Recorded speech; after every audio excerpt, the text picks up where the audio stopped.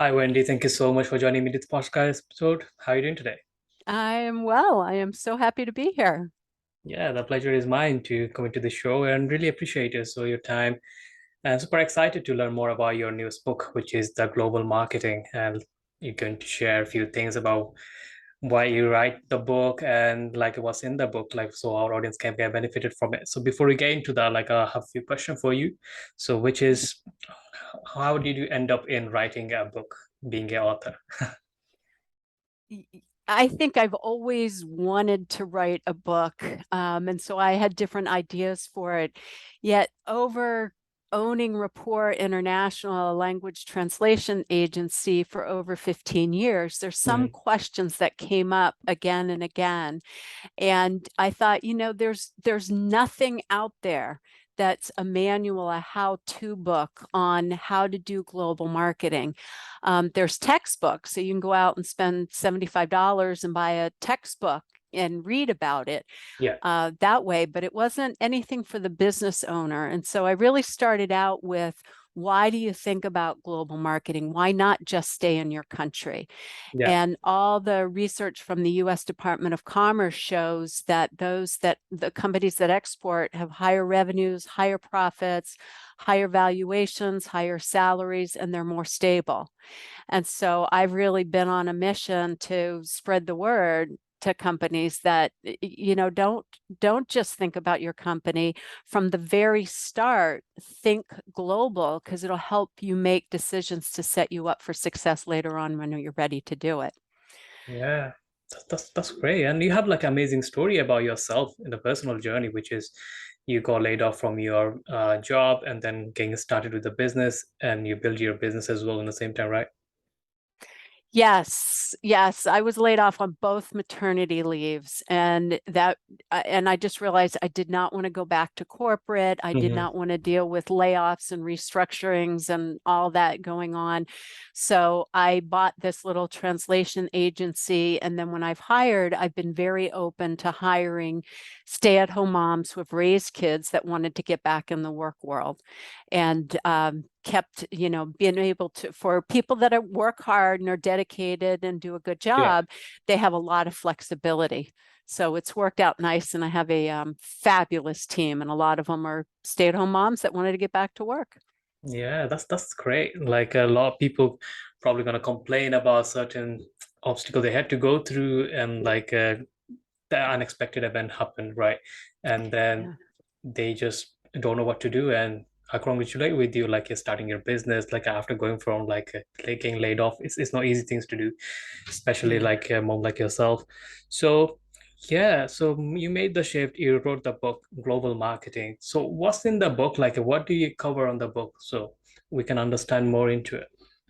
Yeah, so in the book, I start out about, who can go global and who should think about it. Hmm. And in the United States, of all the companies that export, 98% of them are small and mid-sized companies. Yeah. So oftentimes people will say in the UK or in other countries, well, we're just too small. I mean, if you're in a smaller company, or a country like Israel or Sweden or the Netherlands, oftentimes everybody's thinking global from the start because it's Yeah. just a smaller market. And then I talk about how you develop a strategy. Hmm. So you have to make sure senior leadership's on board, and you have to have a corporate strategy that aligns with your marketing strategy, which then aligns with your global marketing strategy. And then I get into a lot of theory practical, it's not theory, it's practical advice Yeah. about inbound marketing, how you set up your website, how your content is there to attract, engage, and retain clients. And then I go through, can you use machine translation? Is English the global language? How do you separate quality across Yeah. different vendors or, machine aided translation? And then how do you think about what do you actually need to translate and what doesn't need to be translated? Yeah. Um, who can do it? Because there's a Mm. big variance in the people. Like we've had clients come to us that they got a French translation. It was done by somebody who speaks Haitian Creole French. or French Right. from Okay. Haiti, Yeah. and their market was was France. And so the French just sounded off. And so, knowing which languages that you have to be very careful with that. And then we get into more SEO and social media. And when you're putting content every day, how do you set up a structure to handle that? So, it's culturally appropriate Yeah. and you have a process and a system for going through it. And then once you start getting this international business coming in from other people speaking language, how do you handle it? Like there's telephone interpreting, there's video interpreting, or how do you set your website up to answer all the questions so you can take them through the buyer's journey without having to talk to them? And then we end on a little bit of diversity, equity, and inclusion. So it's, I've gotten really good feedback. The book's Yeah. won a couple awards. And we're still the only book out there that's When did you not launch a the book? textbook. Just over a year ago. Okay. Right. Hmm. Yeah. So let's talk about a little bit the like who can go globally, right? This is the most important part, like you mentioned in the beginning of the podcast and the beginning of your book as well, that chapter, which is like who can go global. So law business is like a different type of businesses. If someone got digital product like service-based software, they can go global, right? They don't need like hustle of inventory or like hiring a warehouse and etc. But if someone is like a shop or like they go industry like a factory, they need to bring products in from overseas. Is there like easiest transition to go global, or do you think is there like a lot of logistic involved in it? Well, here's the thing is there can be a lot of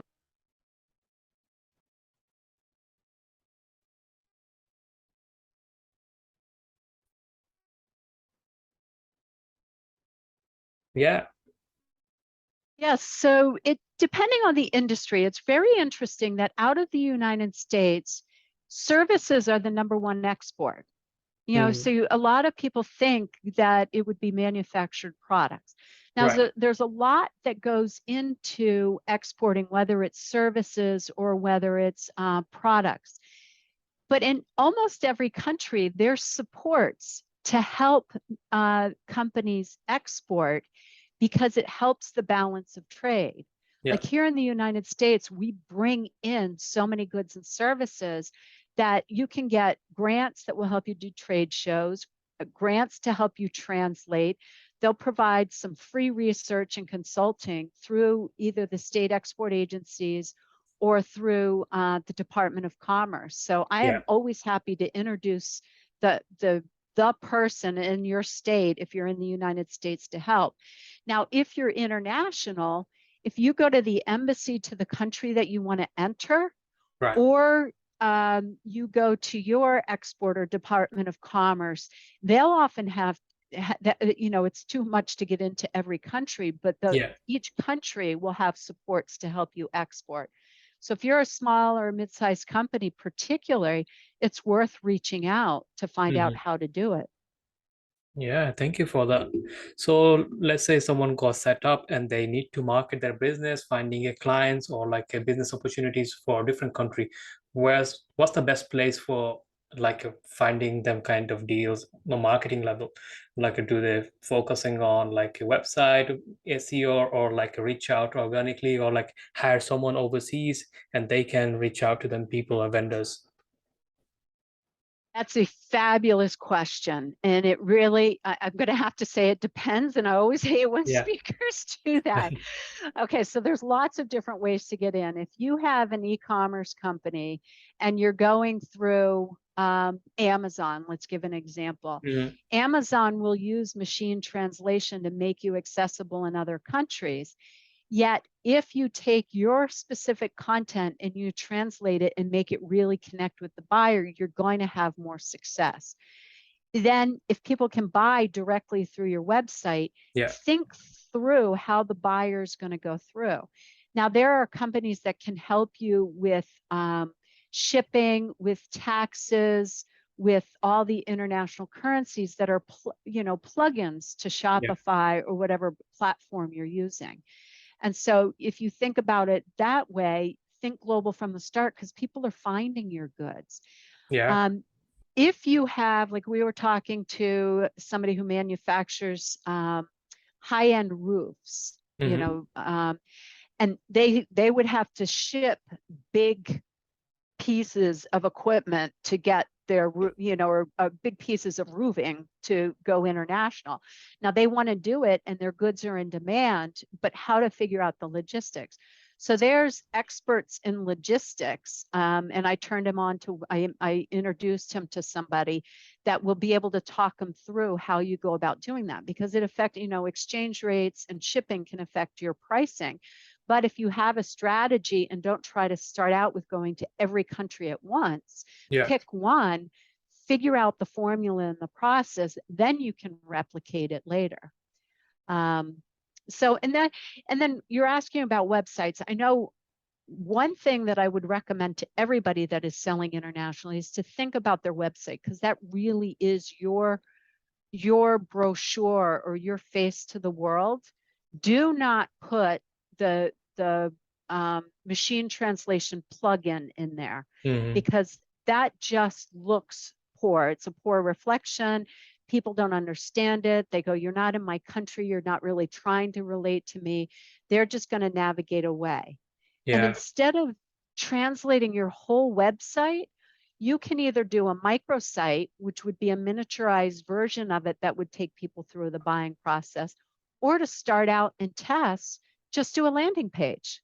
So you Mm. have one landing page that's optimized for all your keywords with the key information, like something about us, how you go about ordering, what are the products and services you offer, and then frequently asked questions. And Yeah. then people can come and they really feel glad that you've welcomed them in to your website. Yeah, that's a great way to look at it. Rather than like your main homepage and main website, you making a different language, you just go for like a similar sign of like a domain. So for example, xyz.com, it could be like xyz.co.uk.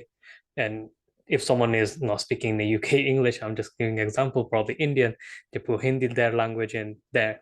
And you can make like a second website so you can navigate those people. That's what they actually Amazon doing. Like Amazon got Amazon.com, Amazon.co.uk, Amazon.co.in for India market.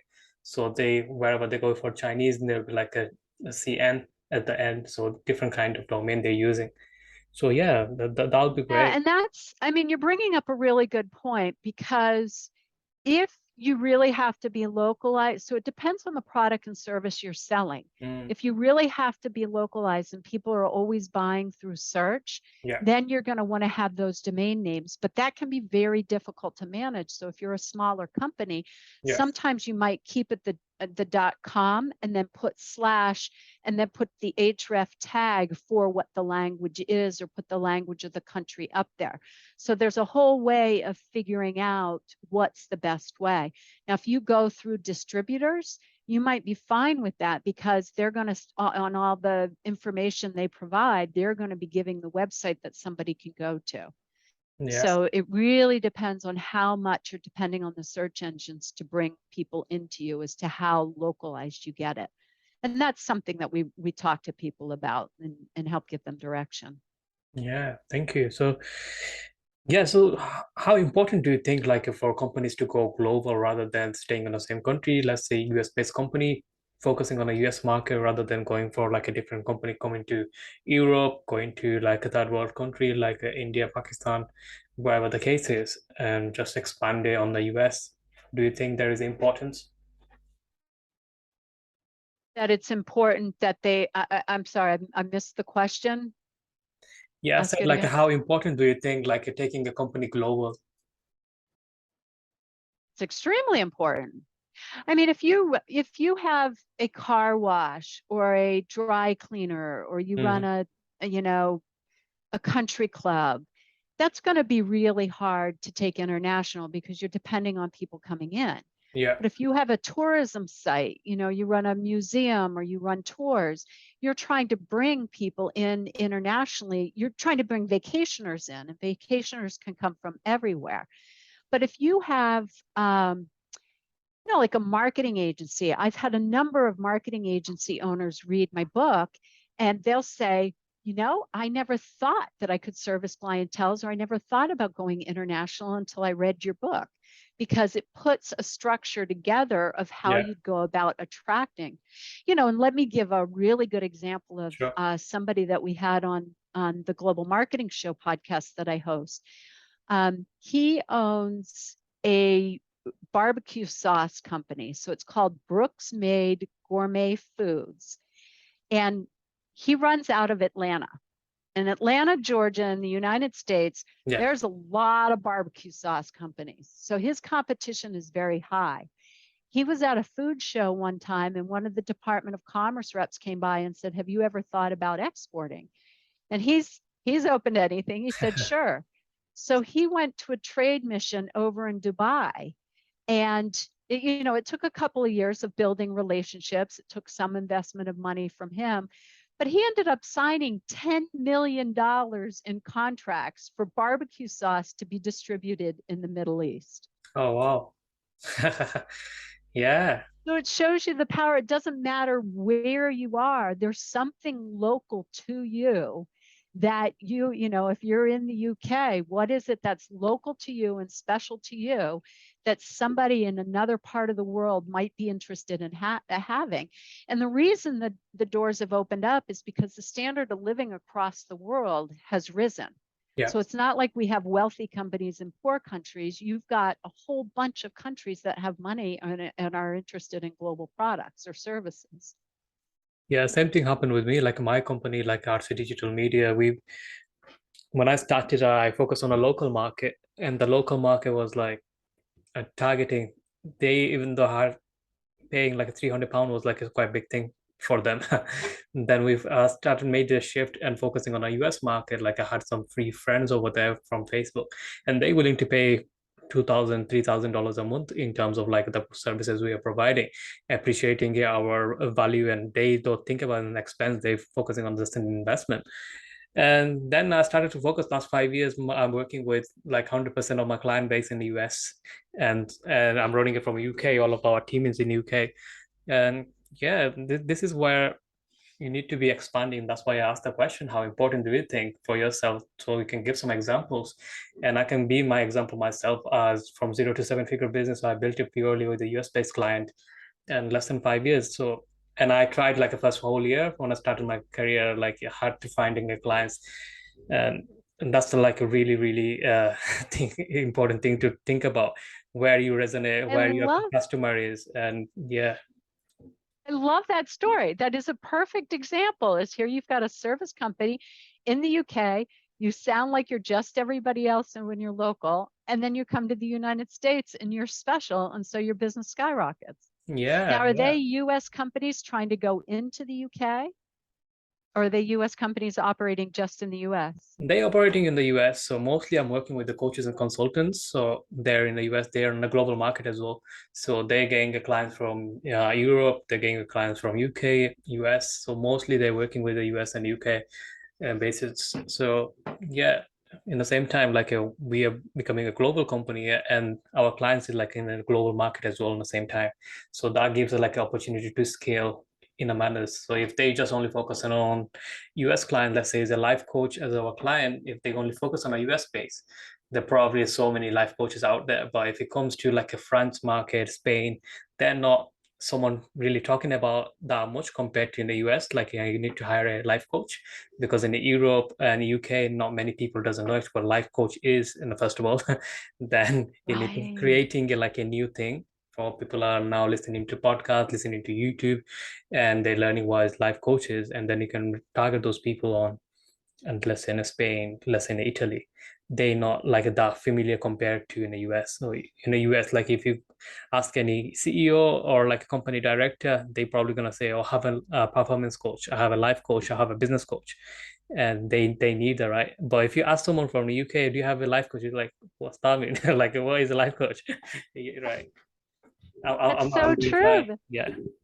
Yeah. Now, have you heard of EO, Entrepreneurs Organization? No, I haven't. Okay, so you'd qualify for it. And there's a London chapter. It's a global organization Right. of business owners that have 7 figures. There's an accelerator for people who are under that. Okay. And it's an incredible network of people around the world that are running businesses, and it's so supportive. So, and a lot of people in EO have a business coach. I mean, it's more commonplace, exactly like you're saying. Yeah. Yeah, it's becoming like a more and more like a common right now, because after the pandemic, people are transitioning to like a working from home, then making a web conference, like a Zoom call, Zoom meeting, and that gives me allowing to run business from your home, and it can be anywhere, right? And that gives you more opportunity for like a from like being local to go abroad or different parts of the world. And we are seeing them kind of changes, like you mentioned, like Shopify store. A lot of people are creating their own brands, and they targeting from UK to US market, from US market to targeting UK, Europe, and the products coming from China. And there's the same as like Amazon. You can be Amazon FBA, and you can order a bulk of product from China, and they ship it and they handle everything else, and you just managing the listing, and that's all, right? Yeah.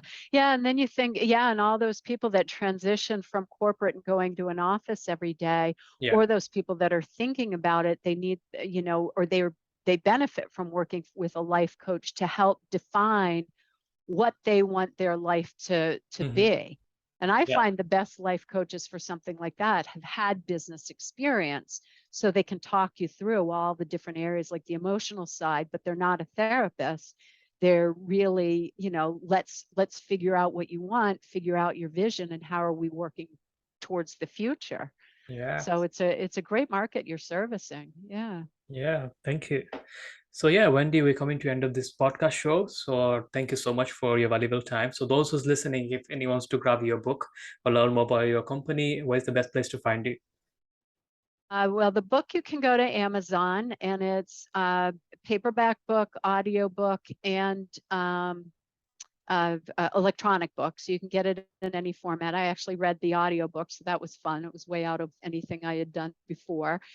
And then to find me, I'm very active on social media, so definitely connect with me on LinkedIn. My name is Wendy Pease, Wendy, and then Pease as in Pease.